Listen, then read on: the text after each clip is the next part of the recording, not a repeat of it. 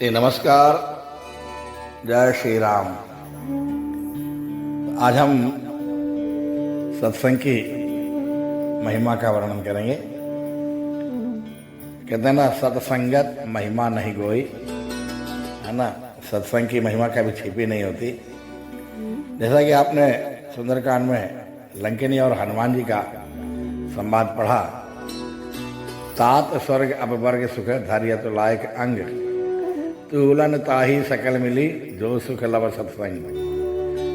लंकिनी ने कहा हनुमान जी से कि स्वर्ग और अपवर्ग दोनों के सुखों को तराजू के एक भाग में रख दीजिए, और सत्संग का सुख लव मात्र, मतलब क्षण से भी कम, क्षण मतलब सेकंड जिसको अंग्रेजी में कहते हैं, क्षण से भी कम, यानी क्षण का आधा भाग अगर इतना भी आपने सत्संग किया है तो दोनों सुख, स्वर्ग और अपवर्ग के जो सुख है उनसे भी कहीं अधिक भारी पड़ता है।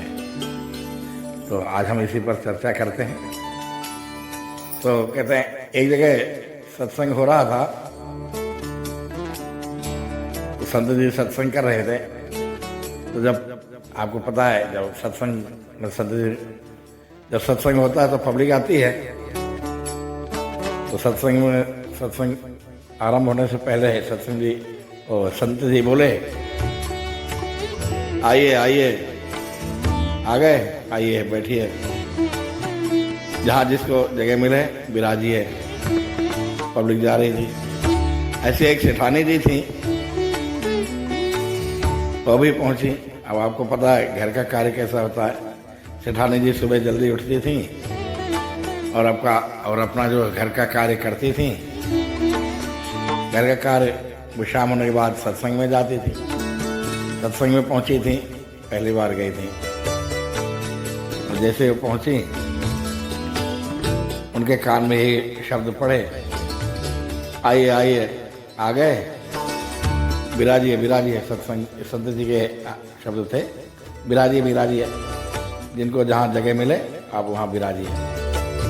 ये शब्द सेठानी जी के कान में पड़े थे। सेठानी जी बैठ गए और सत्संग आरंभ हुआ। संत जी ने अपना सत्संग आरंभ किया। सेठानी जी को आ गई नींद। जब तक सत्संग हुआ सेठानी जी आराम से सोती रही। वैसे भी कहते हैं जहाँ राम कथा होती है निंद्रा देवी अधिक घेरती हैं। तो सेठानी जी को भी नींद आ गई।